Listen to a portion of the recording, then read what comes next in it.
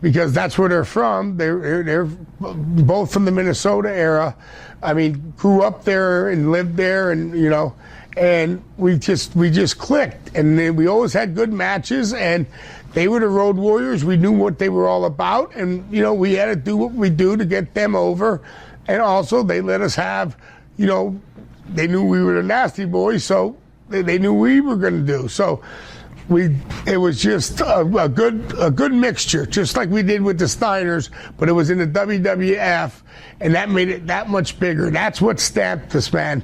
Us winning the match against the, Hart Foundation, that stamped us as our legacy. And then that second match, going to SummerSlam against the LOD, another match that just boom.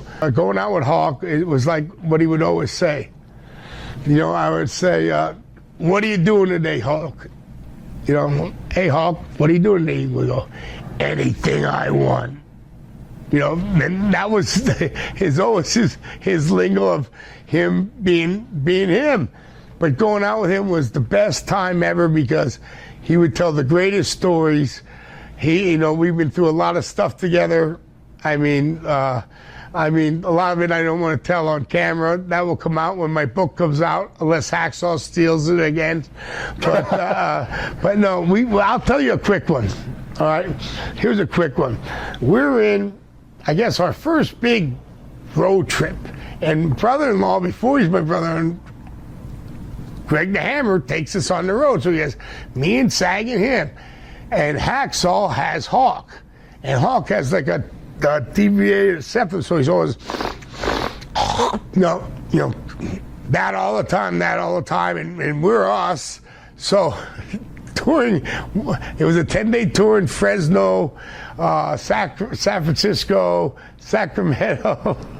And in the middle, we see this conversation going along, and Hacksaw's trying to deal us with him for one Hawk. So it was two Nasty Boys for one Hawk. So Hawk would go drive with Greg, and Greg would get rid of us to drive with Hacksaw.